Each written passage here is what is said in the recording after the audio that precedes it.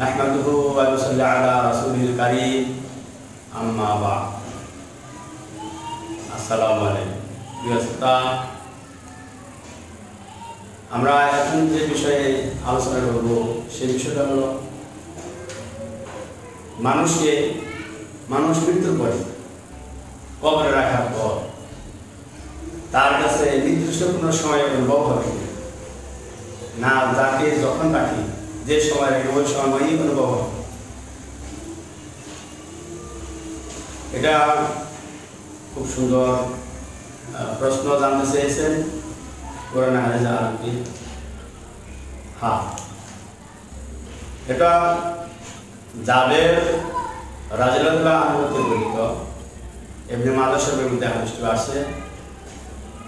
আল্লাহ নবী সাল্লাল্লাহু আলাইহি ওয়াসাল্লাম বলেছেন, যে কোনো মানুষকে মৃত্যুর পর যখন কবরে রাখা হবে তখন তার একটা সময় অনুভব হবে। সমস্ত মানুষই এই সময়টা অনুভব হবে। সেই সময়টা হলো মাগরিবের আগে আসরের পরে সূর্য ডুবুডুবু ভাব, সূর্য লাল হয়েছে, অর্ধেক অস্তমিত হয়েছে, এই সময়টা অনুভব হবে। তো এই সময়টা অনুভব হবে। আসরের নামাজ কোনো মানুষ 5 জায়গার নামাজ তো মুসলমানদের পড়তেই হবে। সমস্ত মানুষ এক আল্লাহর রজ্জুতে বন্ধন হয়ে যায় তসবিহ দানের মতো। এরকম আল্লাহ রাব্বুল আলামিন যাকে হেদায়েত দিয়েছেন, আলহামদুলিল্লাহ, আমাদেরকে হেদায়েত দিয়েছেন, মুসলমান করেছেন। অন্য কাউকে হেদায়েত দেয় নাই, মুসলমান করে নাই। ইসলামের ভিতরে দীক্ষিত হওয়ার জন্য তার ভাগ্যে জুটে নেয়, এটা আল্লাহর ব্যাখ্যায়। হ্যাঁ, তবে যখন মানুষ 5 ওয়াক্ত নামাজ পড়ে, নামাজের একটা অভ্যস্ত হয়ে যায়, নামাজের সময় হলে নামাজের শরীরে জ্বালা করা শুরু হয়ে যায়। এক ওয়াক্ত নামাজ কাদা হয়ে গেলে খুবই ব্যথায় ব্যথিত হয়ে যায়। তবে হাদিসে আছে, আসর নামাজ কোনো ব্যক্তি যদি না পড়তে পারে তার জন্য সমস্ত কিছু ধ্বংস হয়ে গেল, একদম সর্বহারা হয়ে গেল। মা বাবা, ছেলে সন্তান, ভাই বেরাদার এবং টাকা পয়সা, সম্পত্তি যা আছে ইত্যাদি, আমল যেমন যা আছে সব নেকি সব যেন তার বরবাদ হয়ে গেল, একদম নিঃস্ব। তো এই জন্য আসরের পরের সময়টা এত গুরুত্বপূর্ণ, অর্থাৎ আসর নামাজটা এত গুরুত্বপূর্ণ।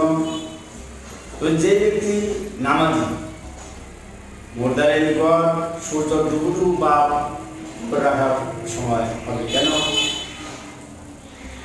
যদি লোকটা নামাজি হয়, বলবে, ফেরেশতা জিজ্ঞাসা করবে, মা রব্বুকা ওমা দীনুকা ওমা হাযা রাজুল ফাবরিসা ফীকুম, প্রশ্ন করবে, তোমার দিন কি ছিল, তোমার ধর্ম কি ছিল, তোমার নবীর নাম কি, জিজ্ঞাসা করবে।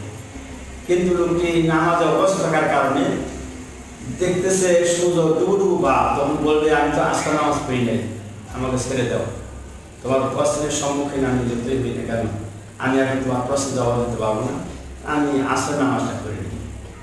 তখন ফেরেশতা বলবে যে, আরে আল্লাহর বান্দা, এখানে তো নামাজের কোনো নাই, কোনো কিছু নাই, নামাজ পড়ার সময় নাই, নামাজ পড়ার হুকুম নাই।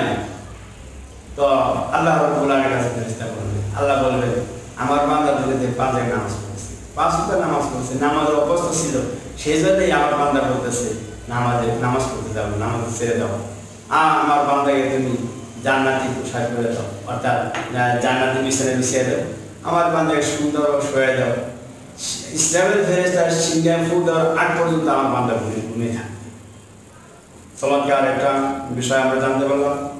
ইনশাআল্লাহ যদি আমাদের ভিডিওগুলো আপনাদের ভালো লাগে, লাইক দিবেন এবং ইসলামের প্রচারের জন্য এবং প্রসারের জন্য বেশি বেশি করে শেয়ার করবেন।